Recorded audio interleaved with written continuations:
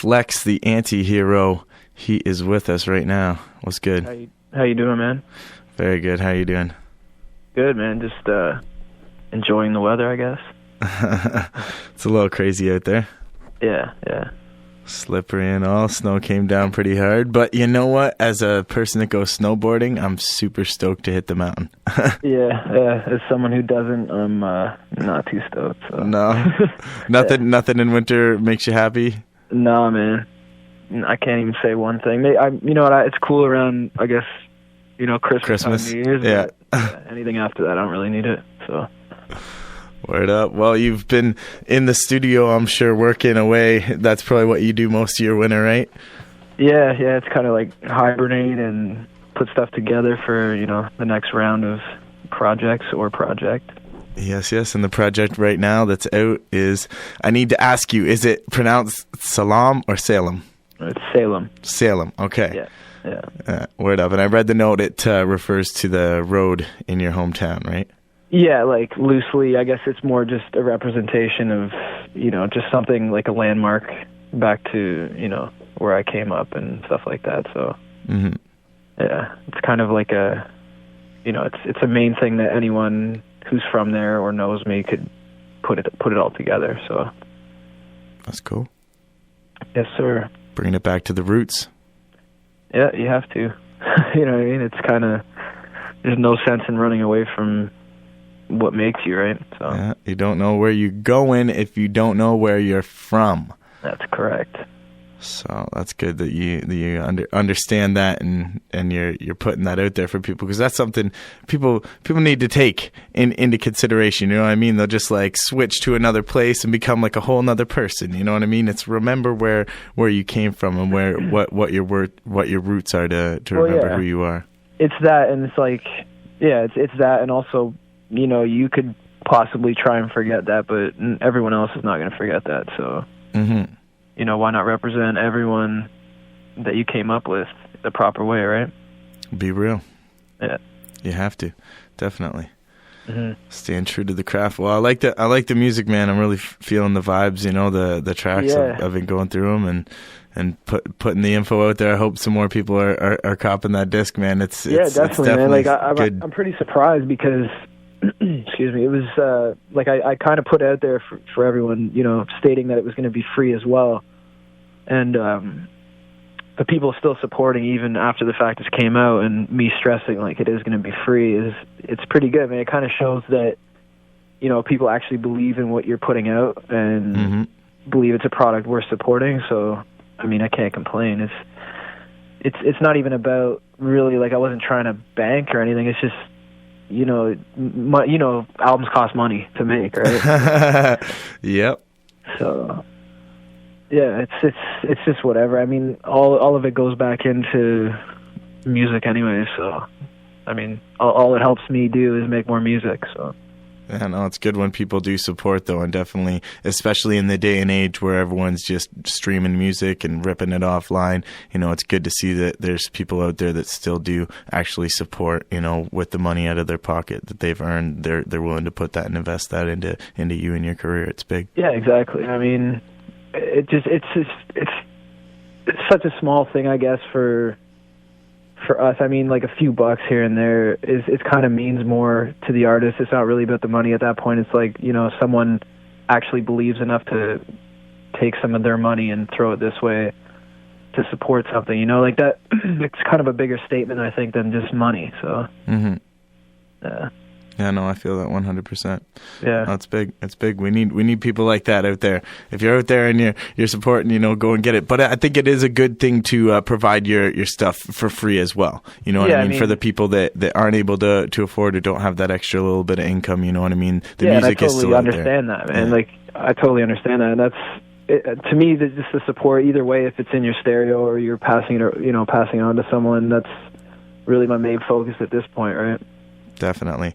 And I think sometimes as artists, we forget about the number one form of advertising, which is word of mouth, right? Yeah, exactly. You know what I mean? And when you have really good music, it speaks for itself. And you don't have to be out there blasting all day long like, yo, buy my stuff, buy my stuff. If you have good music, people are going to find it. They're going to get a hold of it, and they're going to let their friends know, yo, check this out.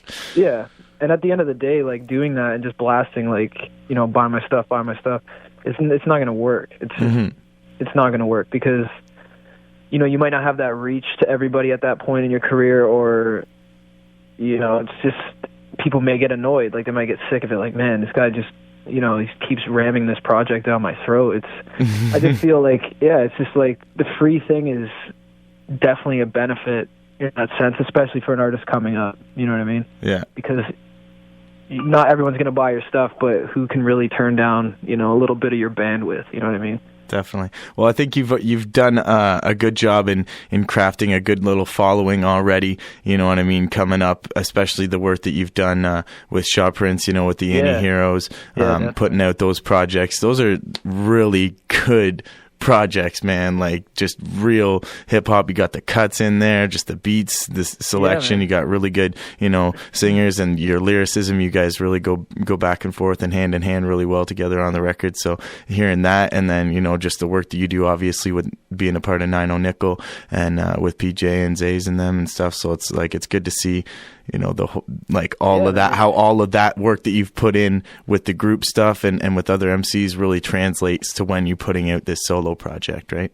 Yeah, and I mean, if you kind of track all that stuff, is like the sounds have kind of evolved, or, you know, just they differ, and I kind of like that. I feel like nobody should be making the same project twice. I mean, it's good to have your, you know, like maybe a core sound, but nobody wants to hear you making the same album over and over again. So, see, that's interesting. No, that's interesting that you say that, because I just did an interview with Chief Kamachi, and like one of the things that he was really saying was, he's just like, you know, I really strive to make like the music that I originally came up on, and just like keep making that same kind of vibe and that feel, because I feel like when artists switch up, then their fans don't like that. Their fans kind of want that same sound. Once they fall in love with your certain type of sound, they want to have that kind of sound, right? And then when you switch up, they kind of weird it out a little bit. And then that's interesting coming from you, saying, you know, it's kind of interesting to be able to switch it up like that, because you want to give something new to the fans, that, you know, you don't want to keep them bored off the same old music, right? And and I mean, it's not like I don't want it to get twisted. I mean, it's not like it's completely strayed from it. I mean, you can still hear, like, in vein of the same type of, you know, it's heavy lyricism, it's real lyrics. It's just maybe the production's a little bit different. I mean, a lot more heavy 808s and kind of like more type trap beats, you know what I mean? But like the way that you kill them is still with that lyrical intensity of just like you regularly would on a like boom bap beat. Yeah, and that's what I mean. It's more so just not making the same song, like not the same subject matter over and over again. Yes. Like with this project, I was able to get more personal because, you know, you're just writing about yourself and your experiences, and I mean, it's different than writing in a group, but it's also just liberating to kind of, you know, give your story very raw to everybody. So yeah, it's a cool process. Oh, I feel that for sure. It's medicating. Yeah, man. It's very good to be able to just get that stuff out into the world, and people relate to it. You know what I mean? The same struggles, like a lot of the stuff that you're talking about on this project is, you know, struggles that you're going through, and people go through the same things. Yeah, and that's the thing I kind of explained in a previous interview about, you know, a lot of people are thinking it's kind of like a concept record, and I get it. Like, it kind of does fall into that. Like, if you take it in as a whole, it kind of is dealing with like struggle and whatnot, but I didn't consciously aim to make it that. I guess it was just, it really represents at a point like where I was at that time. You know what I mean? It's just, it never had the intention, but when you do listen to it, I see what people see, because it really defines a certain period of time, what I was going through. So, and not just struggle, but overcoming that struggle, right? Yeah, definitely. Like, I don't think I'd make another Salem. It's not going to happen. Like, it's not going to be like Salem Part 2, because I can't recreate That feel, or yeah. I probably don't want to recreate where I was when I was making this project. You know what I mean? Mm-hmm, for sure. Well, how do you feel that you are now musically and in the space that you are? Oh, it's good, man. I feel a lot. Like the support's crazy. I just feel like a weight is kind of lifted. I feel like now I can kind of just move on and, you know, maybe it'll come a bit lighter. Like the music will be a bit on the lighter side. And, yeah, just a lot more experiences to talk about and, you know, just dabbling a bit more in maybe some sounds and see what happens. But, yeah, I mean, it was a dark time. It's a dark project, but like you said, there's a lot of overcoming things as well, so... Mm-hmm. One thing I am interested to ask you about, you did talk about how the production is a little bit different on this project as opposed to, you know, the Antihero stuff that you've been doing. When you do go to do the next Antiheroes project, or I'm sure you've probably already been crafting some songs in the meantime for it, what are you going to be transferring some of this production into that project as well, or is it going to stay like the way that it was before? I don't know. I don't think it'll stay. I don't think it would stay the way it was, seeing as, you know, Shaw's project as well. He had his own sound. I had my own sound. Yeah, I'd like for to sure. see something maybe not... Latex and Perfume, if people want to hear that, check it out. Yeah, it's like you don't want to bite someone's... like, it would be lame to kind of come up with an Antiheroes project. Oh, now it sounds like, you know, Flex's production, or it sounds like Shaw's. Like, we'd have to do something completely different. You know what I mean? It just... Yeah. right, made like, taking what I've done and just doing the exact same thing. Like, yeah. It just wouldn't work, and I'm sure he would probably agree with that, so... 100%. So, yeah, it's just... You just gotta... You know, you gotta find, like, a happy medium and kind of just not be afraid to experiment and dabble with different production and whatnot, so... And clearly I'm not afraid to do that because, yeah, I even started, you know, working with a guy that's in a band. He's into metal and stuff, and we even started crafting a couple tracks that we were possibly going to do an EP before, and might get back to it in the spring. So doing kind of some like metal, a Rage metal Against hip the hop, Machine style type. Yeah, that was I listen strange. to that stuff as well, right? So it's not like it's forced; it's just kind of natural. So yeah, no, Tech Nine just did a project like that. Yeah, right? he did, yeah, with Ross Robinson, who was like, yeah, I'm pretty familiar with him. He's like a producer that pretty much made the careers of, like, you know, Korn and Slipknot and stuff like that. So, yeah, I thought it was really dope, actually. That's surprised. big. Actually, I wasn't surprised like that he did it, but I was surprised he kind of pulled him out because he hasn't really been doing much, you know, production and whatnot. I like that metal cross, man. I got a chance to do a record actually with Tim Miller, who's the guitarist for Protest the Hero. Nice, yeah. I'm actually a big fan of those guys. Yeah. And Fresh Kills got the guitar and chopped it up and made a beat around it, and is dope. Yeah, man. Yeah, I like that kind of style. They're actually pretty awesome. I think they're from Whippy, actually. Yeah. No, the local guys. I did a show with them in Toronto where they were like on the main floor and they had hip hop on the top floor, and I got a chance to like watch them, and I was like, yo, these guys are dope. And this is like probably a little bit before they were like more as big as they are now, right? Yeah, they're pretty big. They're pretty big. Like in the UK and stuff, especially. I mean, a lot of artists do well out there that you don't even realize. You know, I love the scene out there. So.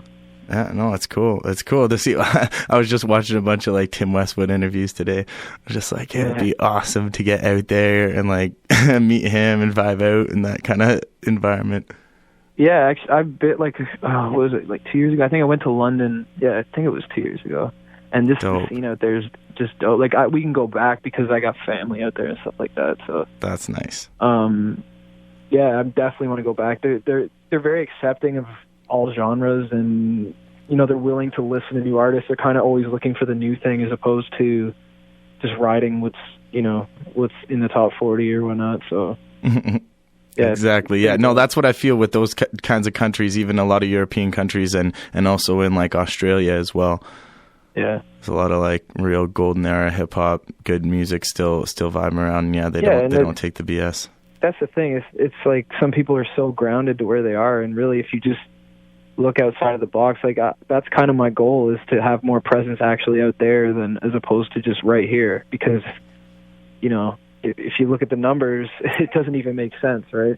Yeah. You want to be out somewhere where there's a lot more people and willing to just kind of take in something new. So I think somebody in the industry was saying if like the hip hop pie of music that gets bought in the world globally for hip hop music, if it's 100%, Canada is like 2%. Make up of that pie, right? So like if you want to get out there and really, get heard and get seen by the people, in this hip hop world, you got to get out to those hip hop communities. Yeah, no, it's so true, man. And like if you really look at anyone that's successful from here, they had to pretty much leave. Like not to say they had to like turn their back on where they're from, but they had to kind of make their moves before they came back. You know what I mean? So yeah, it's just the way it is, man. Like the numbers aren't here. It's just the bottom line. So. Well, keep building, man, and you're gonna be getting out there for sure. Definitely, I can see this in the future. The Antiheroes and the projects that you've been putting out yourself, Flex, Shaw Prince, and the whole clique that you work with out there. It's impressive music. I'd like to see that, man. I would definitely like to see it. I mean, I think so, man. Definitely, I think you guys, as far as the music goes, you've got that, and when you know what I mean, people just need to hear it. Yeah, definitely. Yeah. So get it out there. Definitely, we'll help. We'll do what we can here at the station, playing some of these new tracks, and appreciate that, man. Pushing it, telling people to get on this hip hop, real stuff. Well, much respects for doing the interview, man. I know you got some other stuff to get to tonight, so I'll let you. Thanks for having me, and I'll just plug the album quick before I take off. Then, if they want to go check it out, I guess go to Bandcamp is the best way. It's kind of like name your price. You could put nothing if you want, but your email. So, Flex The Antihero, all one word, .bandcamp.com. You can catch me on Twitter at Flex The Antihero, one word. And Facebook, Flex The Antihero, YouTube, all that. So, pow.